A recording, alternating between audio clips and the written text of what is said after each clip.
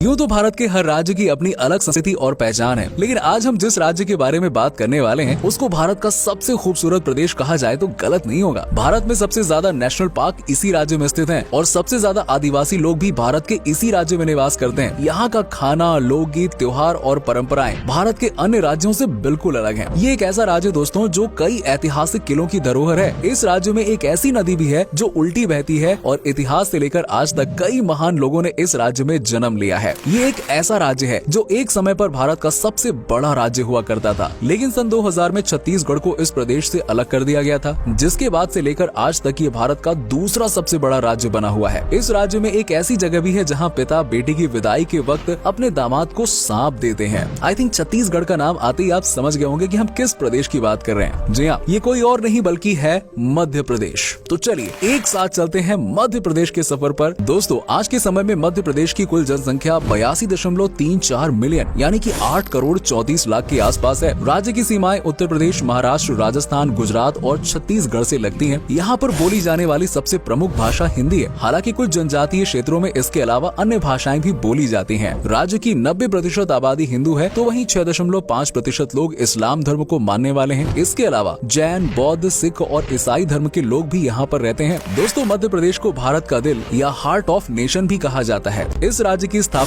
1 नवंबर सन 1956 को हुई थी। आपको बता दें कि पहले इस राज्य की राजधानी नागपुर हुआ करती थी, लेकिन 1956 में राजधानी को नागपुर से भोपाल शिफ्ट कर दिया गया। भारत के मध्य में स्थित होने के कारण ही इसका नाम मध्य प्रदेश रखा गया है और एक समय पर इसे मध्य भारत के नाम से भी जाना जाता था। दोस्तों, मध्य प्रदेश में आज तक कई शासकों ने राज किया, जिसमें मराठा, चौहान, बुंदेल और चंदेल शामिल है। मुगलों और अफगानों ने भी मध्य प्रदेश की धरती पर कई सालों तक हुकूमत की है। भारत के इतिहास के सबसे महान राजाओं में शुमार राजा विक्रमादित्य की राजधानी उज्जैन भी मध्य प्रदेश में ही स्थित है और ये राज्य अपने कल्चर और शिल्प कला के लिए पूरी दुनिया में जाना जाता है। दोस्तों, भारत की सबसे पुरानी नदी नर्मदा को मध्य प्रदेश की जीवन रेखा माना जाता है। ये इस राज्य की सबसे प्रमुख और भारत की 5वीं सबसे बड़ी नदी है। ये अमरकंटक की पहाड़ियों से निकलती है और नर्मदा नदी की खास बात ये है कि ये विपरीत दिशा में बहती है। यस, और भारत की सभी नदियाँ जहाँ पश्चिम से पूर्व की ओर बहती है, ये नदी रिफ्ट वैली में विपरीत ढलान होने के कारण पूर्व से पश्चिम की ओर बहती है। दोस्तों, आपको बता दें कि मध्य प्रदेश भारत में सबसे ज्यादा आदिवासी समुदाय वाला राज्य है। प्रतिशत के लिहाज से देखा जाए तो राज्य की 21% आबादी जनजातीय समुदाय से ताल्लुक रखती है। इसमें गोंडी, भील, बैगा, कोरकू, कोल, सहरिया जैसी जनजाति सबसे प्रमुख है। दोस्तों, मध्य प्रदेश को लैंड ऑफ टाइगर्स भी कहा जाता है, क्योंकि यहाँ के नेशनल पार्क में बड़ी संख्या में बाघ और रॉयल बंगाल टाइगर पाए जाते हैं। जितने बाघ मध्य प्रदेश के टाइगर रिजर्व और नेशनल पार्क में पाए जाते हैं, उतने शायद दुनिया के किसी भी जंगल में नहीं देखने को मिलेंगे। आज के समय में मध्य प्रदेश में कुल 10 national parks, 6 tiger reserve, 24 wild life sanctuary है और इस कारण से पूरे राज्य में आपको हर तरफ हरियाली और जंगल ही जंगल नजर आएंगे। इनमें Bandhavgarh national park, Kanha national park, Pench tiger reserve सबसे प्रमुख है। हर साल लाखों की संख्या में पर्यटक मध्य प्रदेश में बाघों को देखने के लिए आते हैं। फेमस किताब जंगल बुक मध्य प्रदेश के इन्हीं जंगलों से इंस्पायर्ड होकर लिखी गई थी। दोस्तों, मध्य प्रदेश का पन्ना जिला अपने हीरे की खदानों के लिए पूरी दुनिया में फेमस है। भारत के सबसे ज्यादा हीरे यहीं पर पाए जाते हैं। लगभग 50 किलोमीटर के एरिया में यहाँ पर जमीन के नीचे हीरे पाए जाते हैं और हजारों लोग आज भी यहाँ पर हीरा निकालने के काम में जुटे हुए हैं और मन लगाकर काम कर रहे हैं। दोस्तों, पन्ना की हीरा खदानों का सालाना व्यापार $1 बिलियन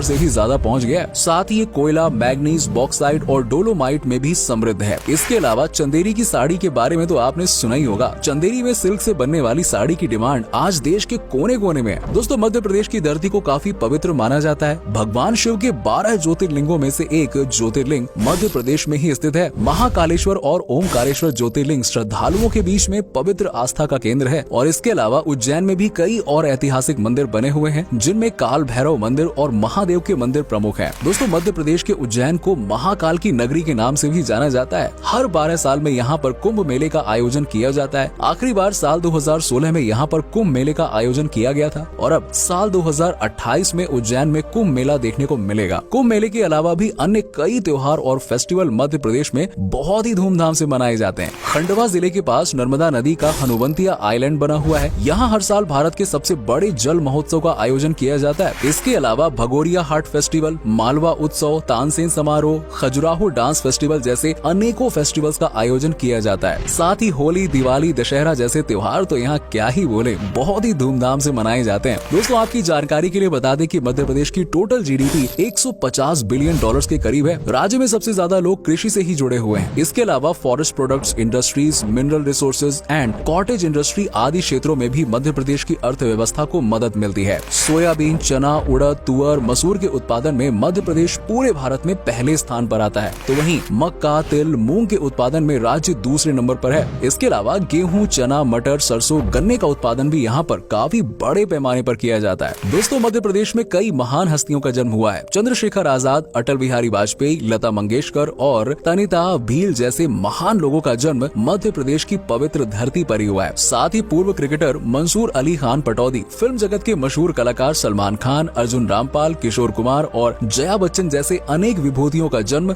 मध्य प्रदेश में ही हुआ है। मध्य प्रदेश में आज भी कई अजीबोगरीब परंपराएं निभाई जाती हैं। गौरिया एक ऐसी आदिवासी समुदाय है जहां पर बेटी की विदाई के वक्त पिता 21 जहरीले सांप देकर उसे घर से विदा करता है। और हाँ, माना जाता है कि सांप ना देने से लड़की का घर टूट जाता है। ऐसा इसलिए माना जाता है क्योंकि इस समुदाय का मुख्य काम है सांप पकड़ना और उसे लोगों को दिखाकर पैसे कमाना। दोस्तों, मध्य प्रदेश के बैतूल जिले में रज्जड़ नाम का एक समुदाय रहता है जहाँ के लोग खुद को पांडवों का वंशज बताते हैं। ये लोग हर साल एक अजीब सी परंपरा का पालन करते हैं जिसमें कांटों के ऊपर लोग लेटते हैं और खुद को दर्द पहुंचाते हैं। एक समय तो ऐसा था जब मध्य प्रदेश की गिनती भारत के सबसे बीमार राज्यों में की जाती थी, लेकिन आज ये एक समृद्ध राज्यों में गिना जाता है। राज्य के ज्यादातर घरों में 24 घंटे बिजली की सुविधा उपलब्ध है। पढ़ाई लिखाई के मामले में भी मध्य प्रदेश तेजी से तरक्की कर रहा है। आपको जानकर हैरानी होगी कि मध्य प्रदेश के सिंगरौली जिले के बुंदेला में वीणा वंदनी नाम का एक ऐसा स्कूल है जहाँ के सभी स्टूडेंट्स दोनों हाथों से लिख सकते हैं। जी हाँ, इस स्कूल में 200 बच्चे पढ़ते हैं जिन्हें पहली क्लास से ही दोनों हाथों से लिखना सिखाया जाता है और बच्चा 8वीं क्लास तक पहुँचते पहुँचते इसमें बिल्कुल एकदम एक्सपर्ट हो जाता है, 3 इडियट वाले प्रोफेसर की तरह। जी हाँ दोस्तों, मध्य प्रदेश की बात चली रही है और संगीत की बात ना आए, ऐसा कैसे हो सकता है यार? क्योंकि संगीत जगत में अपना नाम अमर करने वाली महान तानसेन भी मध्य प्रदेश से ही ताल्लुक रखते थे। बधाई डांस, राई डांस, चोट कोरा डांस, भगोरिया डांस आदि राज्य के प्रमुख लोक नृत्य हैं। साथ ही मध्य प्रदेश का खाना भी काफी लजीज माना जाता है यार, और यहाँ के लोगों की सुबह की शुरुआत पोहे और जलेबी के साथ होती है। इसके अलावा भुट्टे का कीस, दाल बाफला, सीख कबाब, चक्की की शाक और पालक पूरी का स्वाद तो क्या ही बोले, एकदम लजीज रहता है। ये आपको मध्य प्रदेश में खाने के लिए मिल जाएगा। दोस्तों, लखनऊ के बाद अगर किसी जगह का पान सबसे ज्यादा पसंद किया जाता है तो वो है भोपाल। भोपाल का पान बहुत फेमस है। अगर आप मध्य प्रदेश जाएं तो भोपाल का पान एक बार जरूर ट्राई करें। चलिए दोस्तों, अब आपको मध्य प्रदेश की बेस्ट टूरिस्ट डेस्टिनेशंस के बारे में बताते हैं जो आपके सफर को और मजेदार बनाने के लिए काफी है। खजुराहो मध्य प्रदेश का एक ऐसा ऐतिहासिक स्थल है जहाँ पर कई प्राचीन मंदिर बने हुए हैं और उन मंदिरों के बाहर की गई नक्काशी काफी फेमस है। खजुराहो के मंदिर के बाहर आपको कामसूत्र की कलाकृतियाँ बनी हुई नजर आएंगी जिन्हें देखने के लिए देश विदेश से हर साल बड़ी संख्या में पर्यटक आते हैं। ये जगह यूनेस्को की वर्ल्ड हेरिटेज साइट की सूची में भी शामिल है। रायसेन जिले के अंतर्गत आने वाली भीमबेटका में 600 से ज्यादा प्राचीन गुफाएं हैं। यहाँ की दीवारों पर आपको 12,000 साल पुरानी पेंटिंग्स देखने को मिलेगी। इसमें कई गुफाएं 1 लाख साल पुरानी बताई जाती हैं। ये जगह भी यूनेस्को की विश्व ऐतिहासिक धरोहर की सूची में शामिल है। साथ ही 3री शताब्दी ईसा पूर्व में सम्राट अशोक द्वारा बनवाया गया सांची का स्तूप भी